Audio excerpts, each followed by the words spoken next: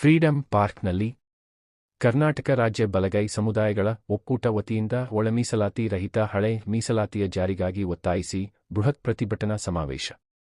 ಇದೇ ಸಂದರ್ಭದಲ್ಲಿ ಹಾರೋಹಳ್ಳಿ ಚಂದ್ರು ಬಲಗೈ ಸಮುದಾಯದ ರಾಮನಗರ ಜಿಲ್ಲಾ ಮುಖಂಡ ಪಾಲ್ಗೊಂಡು ನಮ್ಮ ಮಾಧ್ಯಮದ ಮೂಲಕ ಆಕ್ರೋಶ ವ್ಯಕ್ತಪಡಿಸಿದರು. ಪಾರ್ಕ್ನಲ್ಲಿ ಒಂದು ಐತಿಹಾಸಿಕ ಹೋರಾಟ, ವಲಯ ಮತ್ತು ವಲಯ ಸಂಬಂಧಿತ ಜಾತಿಗಳಿಗೆ ಏನು ನಾಗಮೋಹನ್ ದಾಸ್ ವರದಿ ನಮ್ಮ ಪಾಲಿಗೆ ಮರಣ ಶಾಸನವಾಗಿದೆ. ಮಾನ್ಯ ಸಿದ್ದರಾಮಯ್ಯನವರು ಅಹಿಂದ ನಾಯಕ ಅಂತ ಹೇಳಿ ಇವತ್ತು ನಮ್ಮ ಸಹೋದರ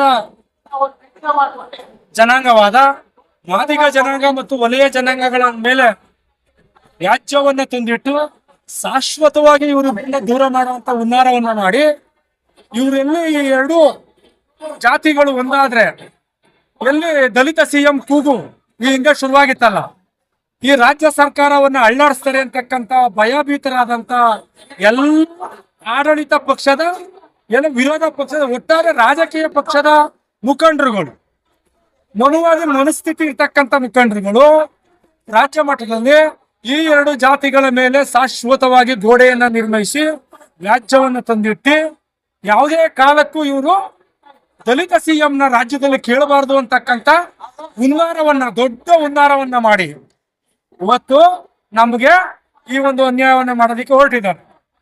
ಒಳ ಮೀಸಲಾತಿ ವರ್ಗೀಕರಣವಾದ ನಂತರ ಸುಪ್ರೀಂ ಕೋರ್ಟ್ ವೆರಿ ಕ್ಲಿಯರ್ ಆಗಿ ಹೇಳುತ್ತೆ, ಆಯಾ ಜಾತಿ ಜನಸಂಖ್ಯೆಯ ಆಧಾರದ ಮೇಲೆ ಮೀಸಲಾತಿಯನ್ನು ವರ್ಗೀಕರಣ ಮಾಡಿ ಅಂತ.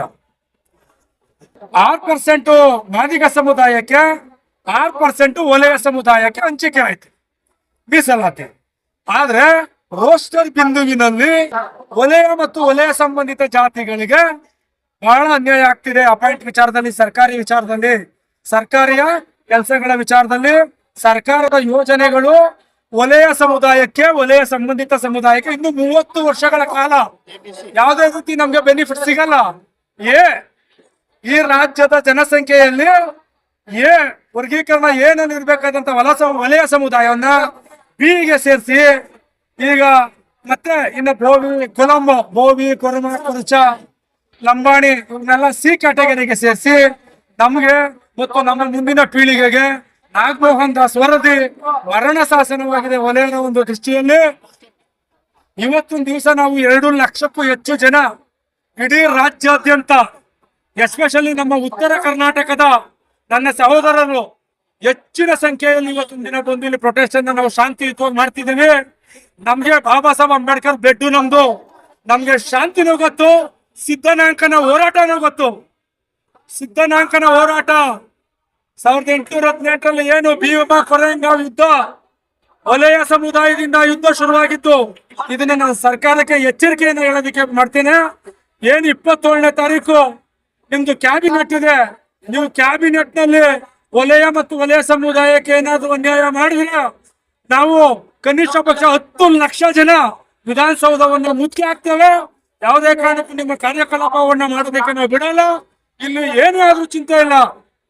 ರಾಜ್ಯದಲ್ಲಿ ಒಬ್ಬ ವಲಯ ಸಮುದಾಯದ ರಾಜ್ಯ ನಾಯಕನಿಂದ ಒಬ್ಬ ಗ್ರಾಮ ಪಂಚಾಯತಿ ನಾಯಕನಿಗಂತ ನಾವು ಮತ್ತೊಂದು ಸಮುದಾಯವನ್ನ ಟೀಕೆ ಮಾಡಿಲ್ಲ, ನಾವು ಮಾಡೋದು ಇಲ್ಲ, ನಮಗೆ ಬೇಕಾಗೂ ಇಲ್ಲ. ನಾವು ಸರ್ಕಾರವನ್ನ ಟೀಕೆ ಮಾಡ್ತೇವೆ. ನಾವು ಮತವನ್ನ ಕೊಟ್ಟಿದ್ದೇವೆ. ನಾವು ಬಾಬಾ ಸಾಹೇಬ್ ಅಂಬೇಡ್ಕರ್ ಮೊಮ್ಮಕ್ಕಳಿದ್ದೇವೆ.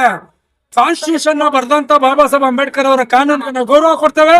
ನಮ್ಮ ಪಾಲನ್ನ ನಾವು ಕೇಳ್ತೇವೆ, ನಮ್ಮ ಪಾಲನ್ನ ನಾವು ಪಡ್ಕೊಳ್ತೇವೆ. ನನ್ನ ಹೆಸರು ಚಂದ್ರು ಅಂತೇಳಿ, ವಲಯ ಸಮುದಾಯದ ಒಕ್ಕೂಟದ ರಾಮನಗರ ಜಿಲ್ಲಾ ಅಧ್ಯಕ್ಷ.